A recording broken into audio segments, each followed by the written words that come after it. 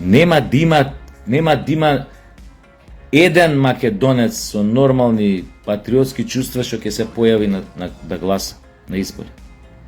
Ќе треба па овие квиснизиве да ги оживеете да дојат пак на власт.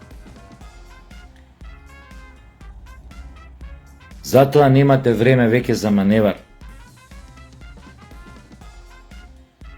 Или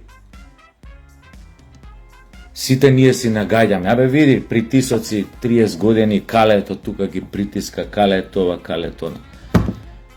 Ма серем му се и на ја и на калето, како да ви кажам. Или ако прават такви заебани притисоци, дај бе кажете, ако ви се закануваат со живот, со фамилија, излезете тоа, кажете го јавно, да знаете со вашето јавно излегување, у јавен простор со такви обелоденувања на такви информации, само поише ќе се заштитите себе. Нека чуе тогаш светот како владеат на одделен простор тие deep state елити или центри на моќ.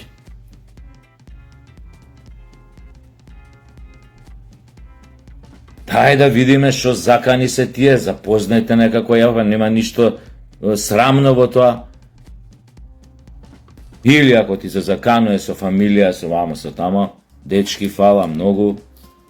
Овие ми дојде еден тип од тамо и тамо, од една амбасада ми кажа, види, супер живот имаш добар бизнис, имаш убава фамилија, жена, деца, зошто би го загрозил сето тоа? Они така се закануваат, нема директно да ти кажат, ке ти објава, али ако прават така, дај кажете да знаеме зошо ништо не се презема. Зошо мора 30 години да лапаме жаби цели крастави.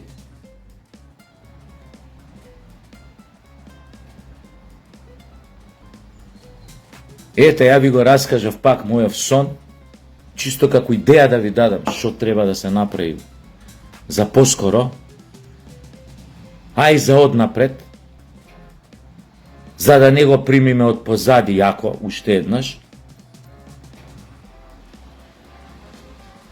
Стравот само блокира.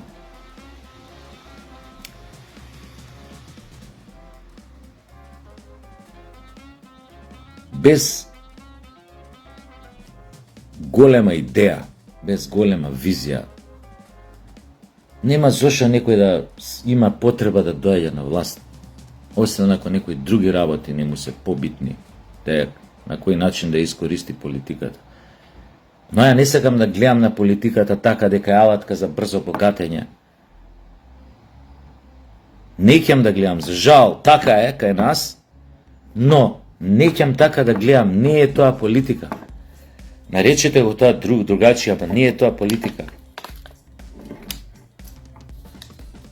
Политиката има врска со полисот, со интересите на полисот, на народот. Ако е загрозен твое како власт да го заштитиш, ако е загрозен идентитетски, физички,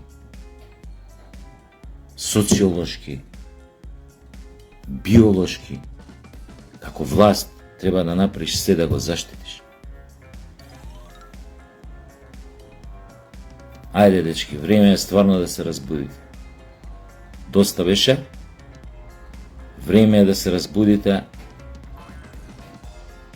Оти сакаме акција, сакаме навистина промени. Ова е стварно непријатно да се гледа веќе. Од кого да се плашам? Шо направиле они за ја и понатага да се плашам од нив? Шо направиле за мене? Шо направиле за нас? Шо треба да направам како власт? Еве, банално, излезете на улица, бе, не мора ова видео да го гледате, слушнете го народов што збори, некој нека застане, пуштете зад некое дрво клупа кај што седат луѓе, кај што прават муавет, дали од средна генерација, дали постари, а овие помладите ништо не ги интересира, они у старт зборат како да заминат од овде уште од копилјаци. Ама слушнете ги овие, што останале овде, што зборат. А не може вака, кад цени викаат како у Норвешка имаме луѓе, како у Швајцарија имавме цени летово. Мислам тоа од минатото летно почна, но управо после ковидов почна инфлацијата, нема везе. Значи јас сум викнал, видна наша особа у емисија кај мене која правев емисии тоа, која како водител, која кажуваше, вика уж она е почесен граѓанин на Цирих, композиторка наша, вика у тоа време која ми беше гостинка, вика храната у Цирих е поевтина, ова на пазар што се прода зеленчук, ова она е поевтина отколку у Македонија. За 0,6-0,7 евра.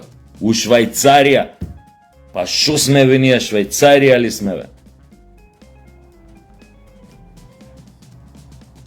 Мора да му овозможите на народот барем да се храни квалитетно. Ви реков и тоа сум го кажал видеорол, ни оној што живее у куќа од 2 милиони евра на водно или ужданец, и овој што живее у голубарник од 40 квадрата, кој ќе влезат у овие големиве маркети, сега да не ги рекламирам со имиња, иста храна да може да си дозвола да купат. Ако овој може да си дозволи да јаде димен чаден лосос 3 пати неделно, овој што живее у голубарник од 30 квадрата и што е радничка класа, еве не мора 3 пати, 5 пати неделно да јаде лосос, ама да може барем еднаш неделно да си дозволи. Тоа е мајсторијата.